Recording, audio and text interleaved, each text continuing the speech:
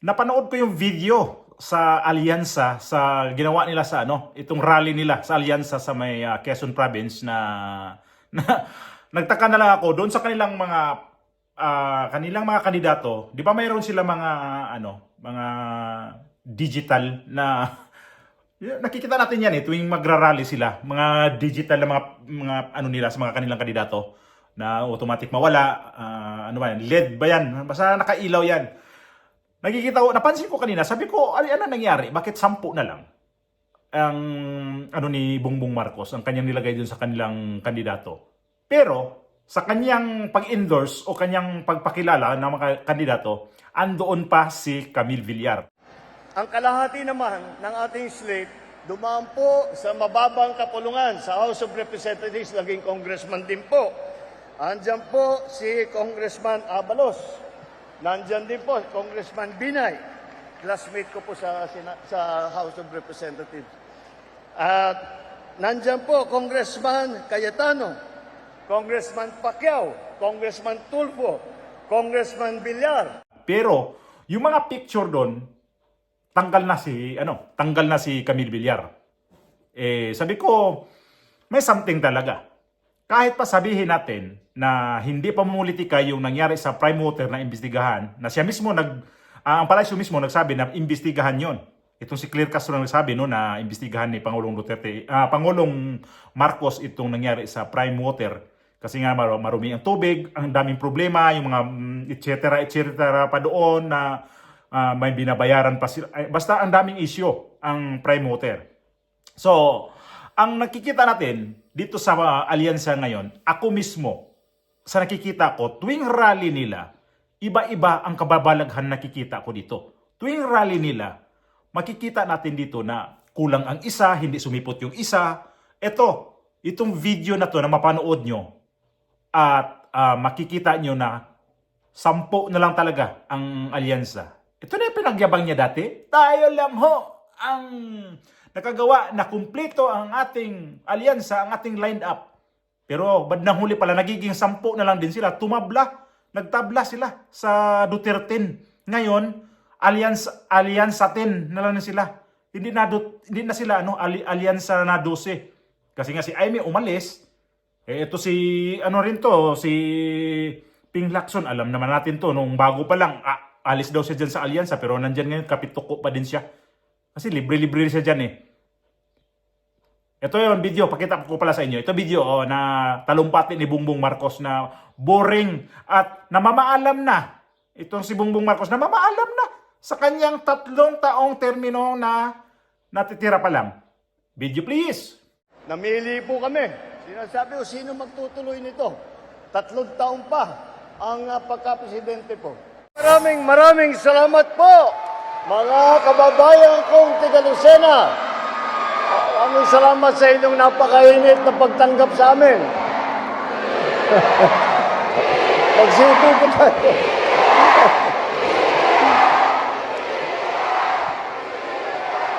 Talaga naman, basta't maalala ko, bawat punta ko rito sa Lucena, ganito ang natatanggap kong pagsalubong. Kaya't lagi akong masaya na kayo'y makasama muli at makita ko kayo muli. Sana mas madalas, hindi lamang sa kampanya. Alam nyo po, ako ay nandito po at ay nagpapasalamat po sa inyo lahat. Dahil po kayo'y nakarating dito sa aming rally kung saan namin ihinaharap sa inyo ang ating mga kandidato bilang senador sa samahan ng alyansa. Alam niyo po, kahapon, pinagdiriwang po natin ang araw ng paggawa o ang sinasabi nating Labor Day. Dahil po,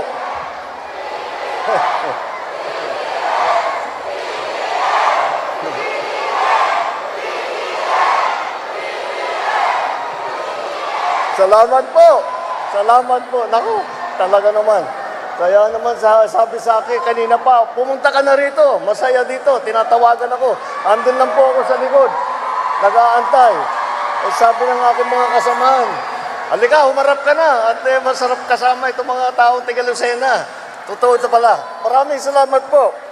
Kahapon po, nag-celebrate po tayo ng Labor Day.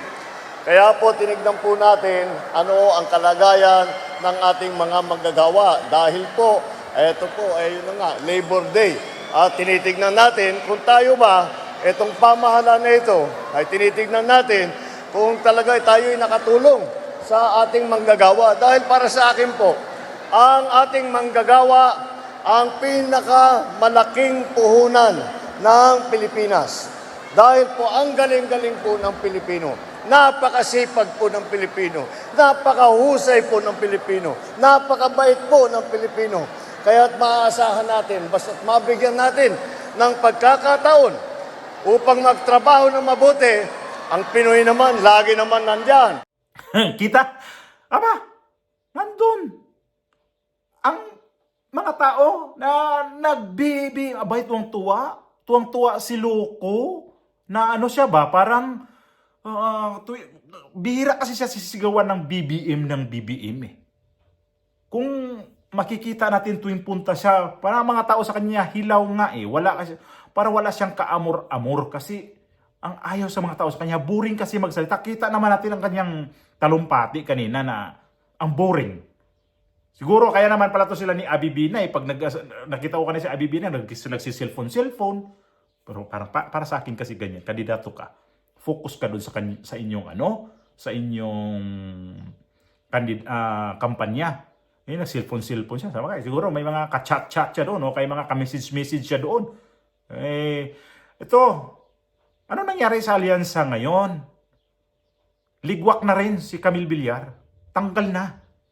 Bakit din nilagay sa doon sa mga kanilang mga poster o kaya mga billboard nila doon sa likod sa entablado nila? Wala na eh. Ayan pa. Lagyan natin ng niyan. Yan, slide natin yan konti. Di ba wala na? Wala na siya doon. Ibig sabihin nito, si Camille Villar, palapit ang eleksyon, nilalaglag na rin ditong si Bongbong Marcos. Ayan ang sinasabi ko nga eh. Ito ngayon, ang alyansa, wala nga sila dyan, ulitin ko na naman to wala silang taong original yan, o legit ang pagkasabi. Ang mga tao nila dyan, kuha lang na si Bongbong Marcos na, sige, recommenda natin to si ganito. Sige, kukunin naman ni Marcos, alam mo naman si Marcos eh. Sige, pasalin natin sa lalap natin yan. Ito na ngayon, patapos na yung kampanya. Kasi mag-i-eleksyon na sunod mga linggo. 12, ilang araw na lang isang linggo na lang pala. Mag-i-eleksyon na. So ang alyansa ngayon, natutunaw, lagas ang isa. Confirm na, nalilaglag na talaga nila si Camille Villar. Gawa nga nito sa Prime Water na nagkaroon ng issue ang Prime Water na na balita to na hindi daw maganda ang serbisyo ng Prime Water. At lumabas to, ang issue na to ng Prime Water nung in-endorse ni VP Sara itong si Camille Villar. Dito to nag-umpisa na lumabas ang mga issue sa Prime Water. Sinabi ni VP Sara na political ito, ayaw pa rin mag-ano dito sa mga administrasyon, lalo sa palasyo. Hindi daw politika. Kailangan daw talaga na malinis ang tubig na iserbisyo sa mga tao. Kasi nagbabayad. Tama naman. Pero bakit ito, nung hindi pa in-endorse ni VP Sara, ito si Camille Villar, bakit hindi lumabas itong Prime Water na yan? Nakikita na nag-umpisa to talaga nung in-endorse o lumuwag na nag-umpisa na lumuwag na tong si Camille Villar sa kanyang pagsama-sama nitong sa kay Bongbong Marcos. Nag-umpisa din ang aatake sa mga Villar. Itong si yung Nanay Villar, sinabi rin to na hindi niya nagustuhan yung pagkahuli ni dating Pangulong Duterte. Tapos nung panahon din, nung sa budget hearing, ang suporta ng mga Villar na kay VP Sara, kay Villar na nanay. At ito ngayon, yung anak nila napunta sa alyansa. At ito na nga, ilang beses ang alyansa na mayroon silang mga sorte na hindi sinasamahan ni Camille Villar. At dito na nag-umpisa ang tinitira ang mga Villar gawa nito sa prime water kasi ang mga bilyar ang may-ari niyan. Kaya ini-issuehan nila marumi ang tubig, mahal ang magbayad, ano-ano pang mga issue nila dyan. O walang tagas ang mga gripo sa Bating Bulacan. Nung wala pang eleksyon yan, kampanya, wala naman yan eh. Yung mga pinakitang video na walang tagas ang gripo, paano kung ano yun? Pinutol sa kontador. Pinutol sa kontador, tapos buksan gripo sa loob. O sige, to walang tagas, Ilang araw na kami walang tubig dito. Madali lang naman magawa ka ng ni Claire Castro pa, fake news, mga peddlers. Yan ang hilig ni Claire Castro, fake news at saka peddlers at saka mga Duterte. Yan tatlong palabra ang ginagamit ni Claire Castro, itong taga PCO. So, ito si Villar ngayon, isang linggo na lang mahigit di na to, wala nang ang kampanya, ewan ko kaya hanggang kailan ang cut-off ng campaign period. Malapit na. So, ito sila. Campaign pa lang to, ha? Campaign pa lang to, tandaan nyo to. Pag dumating, kung sinong mananalo nitong mga senador na sinusuportaan ni Bongbong Marcos, pagdating nitong itong sunod na taon o 2 taon, pinakamahaba na yan. Tingnan natin to. Kung si Marcos bubulusok to pababa sa kanya mga survey, ito mga senador na to, kanya-kanya tong alibay. Di na susuportaan si Bongbong Marcos. Nasabi ko na to, ha? Kawawang Marcos to. Iwanan to. Ginawa lang niya mga kandidato ngayon na kunyari na kay Bongbong Marcos. Ginamit lang si Bongbong Marcos kasi administrasyon Kahit sa mga lokal na kandidato ngayon, yung iba dyan, hindi yan totoong sumusuporta kay Bongbong Marcos. Madali ang mga lokal na magpakunyari. Madali lang sila ito nga mga kandidato ng senador ngayon talagang talamak na dyan ang bumabalingbing na. Bong Revilla. Laglagan nga yan sila dyan, alyansa. Laglagan sila dyan Manny Pacquiao. Sino bang dyan? Ng alyansa. Sino bang sulit talaga yan? Hindi ang sulit ang alyansa. So, ito, pinangalandakan niya nung una na 10 sila, 12 sila. Yun pala natutunaw, nagtabla. Iguales sa Duterte. Ang Duterte ngayon, wala naman talagang formal kung sino talaga yung idagdag talaga nila kasi mayroong Amy Marcos, Camille Villar, mayroong Kirubin Hunasan. Depende na yan sa mga supporter ni dating Pangulong Duterte kung sino idagdag nila yan dyan. Sabagay, para sa akin, ang layo naman din mananalo nitong si Hunasan at saka si Kirubin. Ang layo Kung talagang impeachment ang pag-uusapan natin dito para makadipinsa kay VP Sara, malayo si Kirubin at saka si Hunasan. Kasi yan na naman ang pinag-agawan ngayon sa bawat party. Ma-opposition o ma-administration. Impeachment ni VP Sara itong parating na tong July. So tingnan natin yung impeachment, anong niyan. Kasi parang may naamoy din akong hindi maayos dyan na Hindi ko sinabi na hindi ma-impeach si VP Sara. Pwede. Pwede siya ma-impeach. At itong mga senador ngayon, ito yung kasangkapan sa impeachment. Kaya itong mga senador ngayon, si Bongbong Marcos hindi siya makasigurado nito na diehard sa kanya to, didikit sa kanya talaga to. Hindi. May malaki nitong question mark pagdating sa bandang sunod na taon. Kasi sunod eleksyon ito, national election, presidente, napaka-importante yan sa mga kakandidatong sunod na mga senador. Napaka-importante sa kanila yan.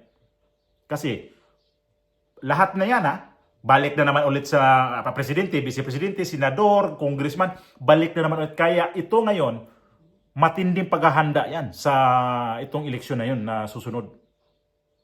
2 years before, handa. Ito na nga preparasyon na nga Nakikita natin kung sino ngayon ang nangunguna talaga sa pwede magiging presidente. Kung ngayon ang eleksyon, VP Sara talaga ang magiging presidente. Sa ngayon, hindi ko sinabi na sa May 28. Baka mali naman yung pagka-interpret nyo.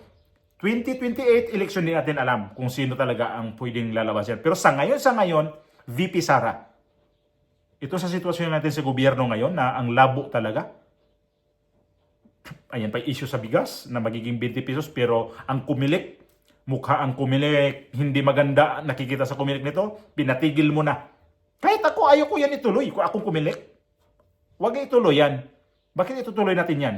Panahon itong eleksyon na to. Pagkatapos ng eleksyon, tuloy natin yan. Kung talagang totoong may subsidy ang gagawin dyan. Kung wala kayo pang subsidy dyan, hindi, tingnan natin itong 20 pesos na bigas kung hanggang saan to. Tatagal ba to? Tatagal ba talaga to hanggang matapos ang termino ni Bongbong Marcos? Tingnan natin.